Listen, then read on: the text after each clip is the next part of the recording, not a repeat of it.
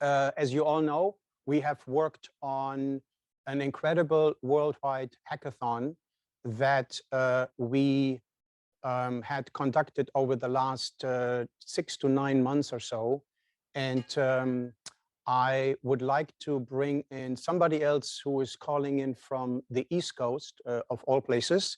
And I would like to welcome Andreas Welch. He is the Vice President and Head of Marketing and Solution Management, Artificial Intelligence at SAP. And he will be introducing himself, as well as the first 3 contestants of our Hackathon Challenge. Andreas, welcome, and over to you. Hi, Thomas. Hi, everyone. Thank you so much for the warm welcome, and welcome to this first session of the Worldwide AI Hackathon. Like Thomas said, my name is Andreas Welch, and outside of my role at SAP, I'm also super passionate about AI, so you can find me on LinkedIn and learn more about how you can run AI projects with confidence in business.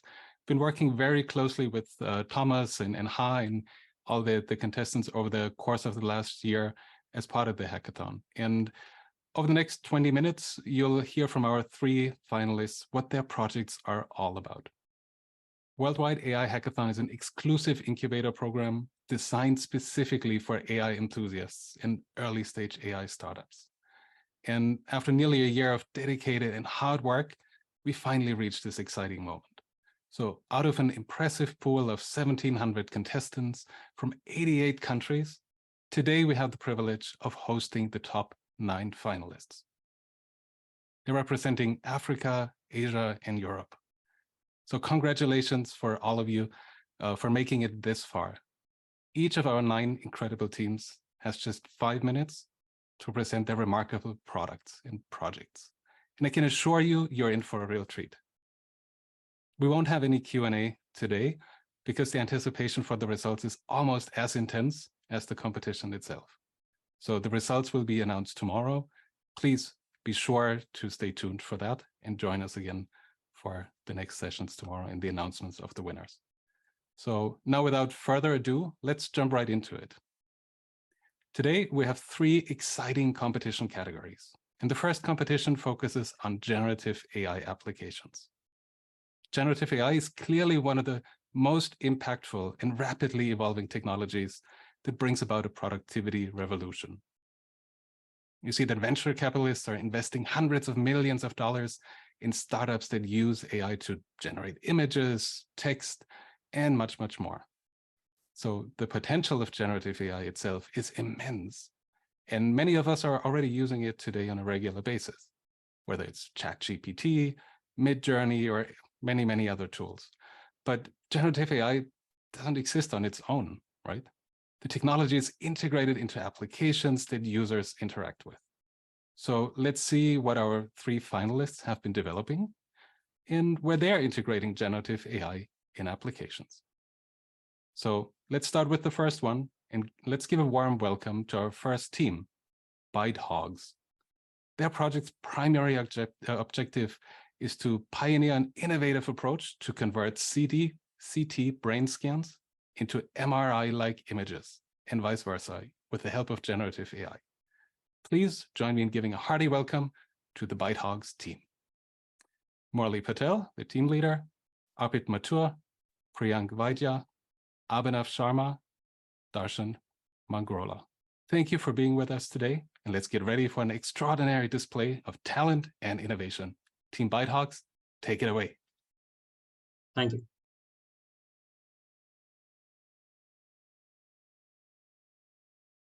So is the screen visible? Yes. Hi, everyone. Today, our team ByteHogs is thrilled to present a solution to you for converting CT scans to MRI and vice versa by harnessing the power of generative AI. This represents a giant leap forward in the healthcare sector with the promise of bridging the gap between the conversion of CT and MRI scans, where AI algorithms play a vital role in transferring the way we interpret and visualize medical data.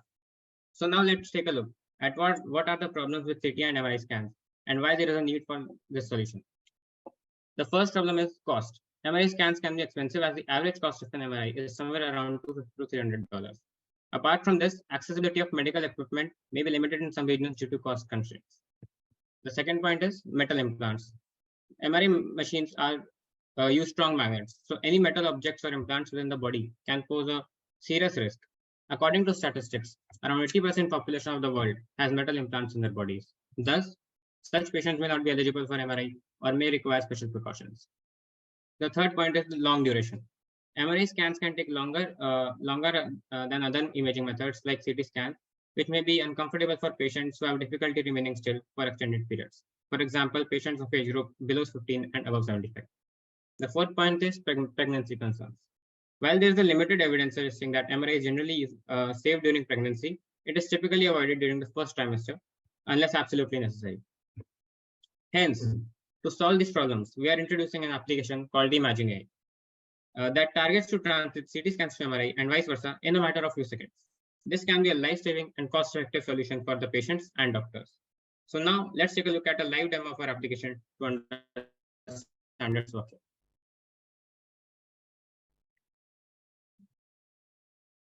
As you can see, this is our website. And Priyank, over to you. Arpit, the website is not visible.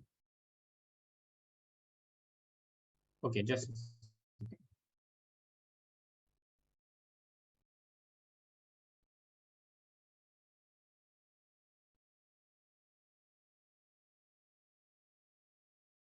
it visible?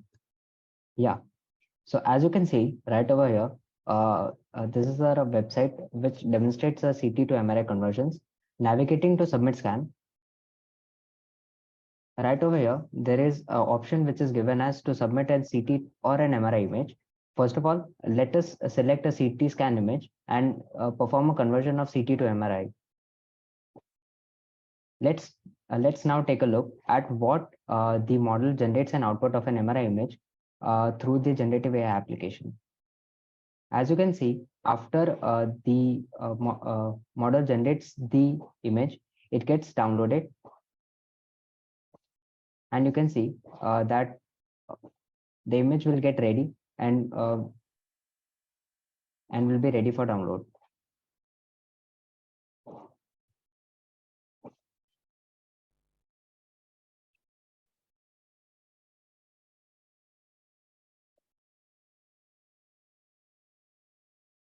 Perform CT MRI conversion. Yeah, due to some technical glitch, maybe it's not visible right now. Yeah, it is ready. Yeah, image is ready, right? So yeah.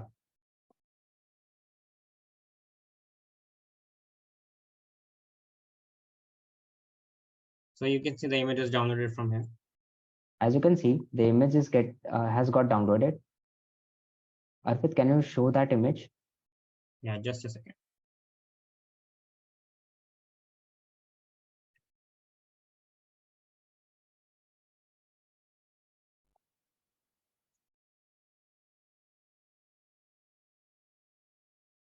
As you can see, this is the image.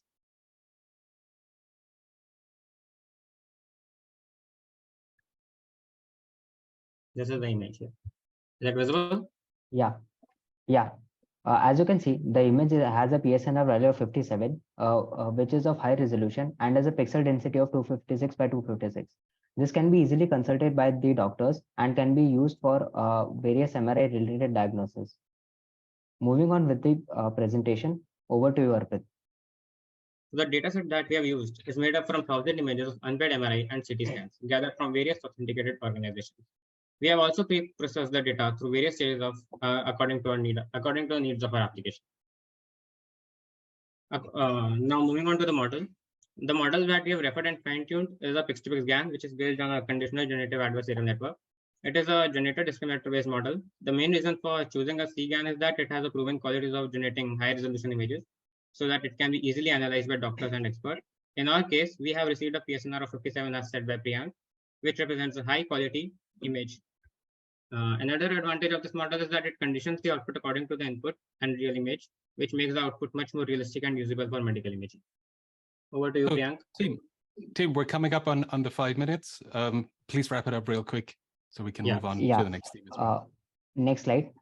We plan to project the solution with the concept of federated learning, in which the licensed hospital downloads a pre-trained model from the centralized cloud The model is transmitted over the encrypted channels where both channel ends has the key to access it. In this way, we focus on vertical federated learning can be a crucial potential application. Next slide.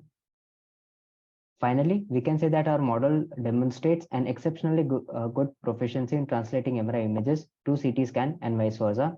It is also able to generate high resolution images so that it can be easily interpreted by doctors. To conclude, the fusion of generative AI with conversion of CT and MRI scans marks a monumental advancements in healthcare. This innovation holds the potential to save millions of lives by reshaping the landscape of medical imaging, enabling us to provide more accurate, timely, and care to patients. Thank you, Fantastic. Team ByteHawks. Thank you. Thank you so Copyright. much for this great presentation, Team ByteHawks. Sorry for jumping in. Really want to make sure that we have the 5 minutes for each team. Outstanding presentation, and I'm just so amazed seeing, what's the potential of generative AI in applications, especially when we look beyond the traditional chat-based interaction or the prompt-based interaction that many of us are used to. So great work.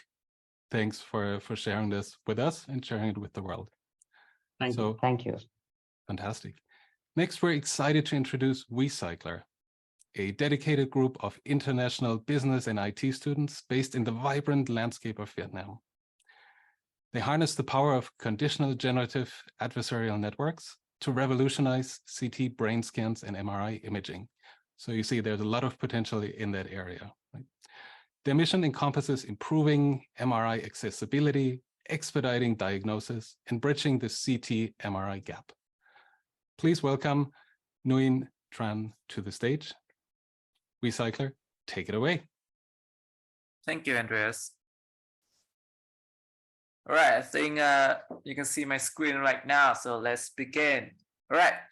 Hello, everyone. Thank you so much for being here and having us today. My name is Nguyen, and today I am very proud to represent my team and introduce to you our product, WeCycler. So every year, Vietnam is importing millions of dollars worth of recyclable waste for production input. And to diversify the source, there is a whole domestic system to collect recyclable waste in the nation. And this system saves the government millions of dollars from importing from other countries and provides jobs for all stakeholders involved. But the problem is selling waste requires a lot of information. Not only information about the waste itself, but also how much, how heavy it is, so that a suitable collector can come and collect it.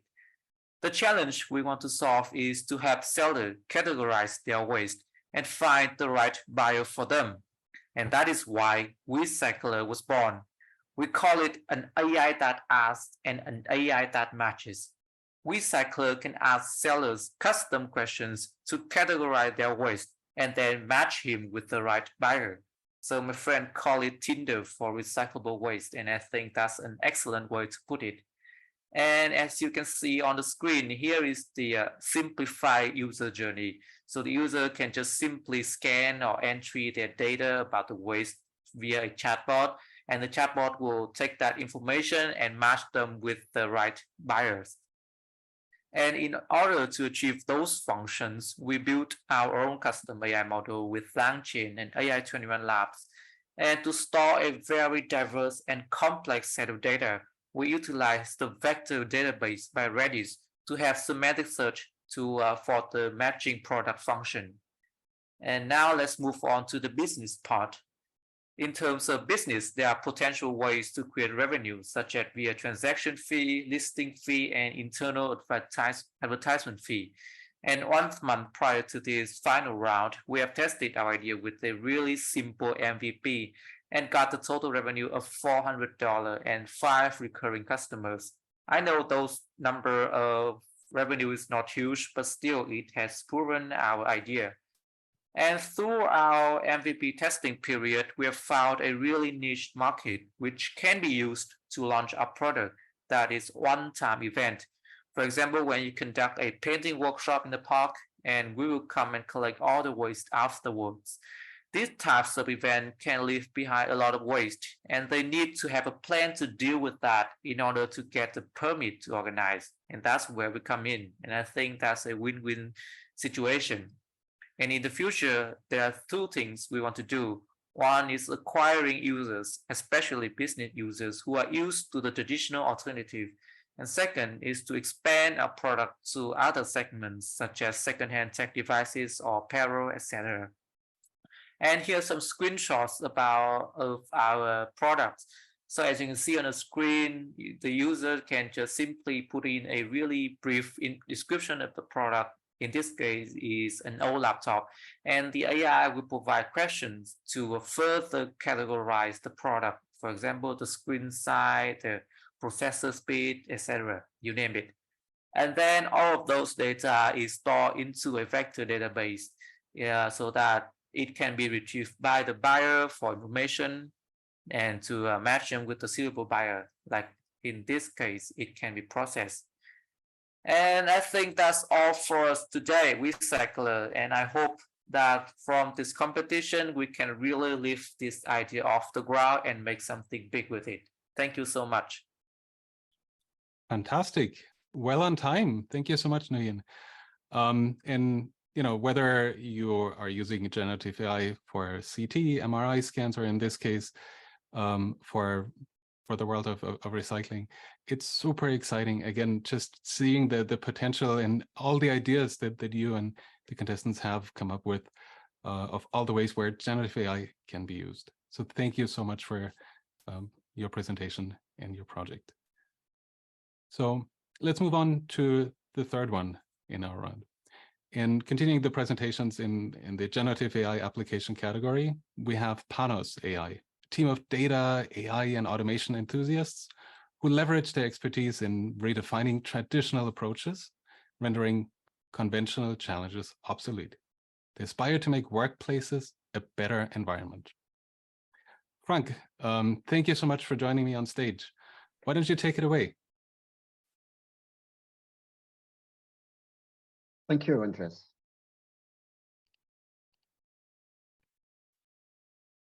Wouldn't it be great if everybody could utilize the 4-day week? I'm Frank from Panos AI, and we try to help companies to make this possible through company-wide process automation. Because first, there's so much unused data, which is very easily accessible. And second, there are also so many companies which still need to increase efficiency and employee and customer satisfaction to stay competitive, ideally by using process automation, data, and AI. But for most of these companies, identifying and evaluating and implementing automation opportunities is still very challenging. Up to 70% of these transformational projects fail, have a very small impact, and companies are missing out a lot of revenue at the end of the year. After traveling the world as human consultants, trying to educate companies on how to strategically automate their business processes, we're now bringing the digital advisor for business process automation to companies. A virtual AI assistant, Microsoft calls this category copilots, which utilizes a domain-specific trained large language model, which is able to answer the 3 most important questions of companies. Where and why to automate? Through automated analysis, utilizing public and internal data, providing a company-wide overview on all automation potentials, including benchmark with the competition and all the necessary details the decision maker needs to make an informed strategic decision. It then recommends specific solutions from partners in the marketplace on software, services, and content, which can be easily compared and purchased. And finally, guides the company through a successful implementation, not only focusing on technology, but also establishing the right culture and collaboration. And with our experience, we can rethink traditional approaches by leveraging state-of-the-art artificial intelligence combined with data and business process automation to overcome the major challenges solutions bring today. It takes too much time, money, effort, or they leave a lot of unanswered questions. And with the power of large language models, we want to build the future ecosystem for automating the automation, where companies can very easily, fast, inexpensive, sustainable, and scalable run their strategic automation initiatives with positive impact not only on efficiency, but also on people, skills, and culture. And with the help of and the power of large language models and generative AI, we can bring this to almost any company in any industry. We already gathered data about more than 2 million companies, which we now starting to win as subscribers based on freemium until a monthly subscription fee, and connecting their needs to more than 220,000 partners in the marketplace where we receive a commission fee up to 10%. And all of that happens in a market where companies spend over 1 trillion on intelligent automation solutions. But we have been told multiple times this year that it's not possible what we try to achieve. So we took the opportunity with the hackathon to prove it's possible. We built our first MVP, which is able to analyze already more than 27,000 companies in Germany and show them specifically by location, function, role, and employees, which AI and startup solutions they can already leverage to improve their business process and make them more efficient, including the details about the benefit in whatever language and the calculation of the impact on the overall business. We just released this MVP last week during the World Exhibition of Digital Transformation here in Germany by Deutsche Telekom, where we not only processed a lot of data sponsored by Deutsche Telekom and Microsoft, but also received huge interest and a lot of feedback, resulting in 250 qualified leads. And to make this platform globally available to at least the 2 million companies where we already have data on, we need your help. As a business angel or investor, joining as a talent, or an early customer or partner. So please reach out and let's make work a better place together. Thank you.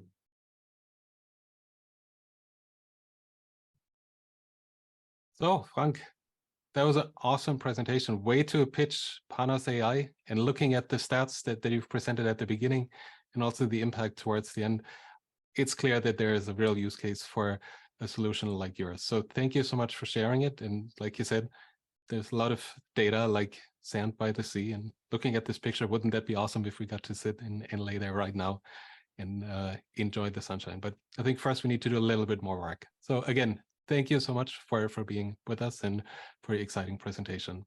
Also to you in the audience. Yeah, of course. And thanks to you in the audience as well for joining us. We're super excited to see our next finalists and to find out who the winners of each category is going to be. We'll find it out tomorrow. And I'm sure you're just excited as we are. So we'll be back in about 45 minutes to hear from the finalists in the synthetic data category. Thank you for joining, and see you back here in a bit. Bye-bye.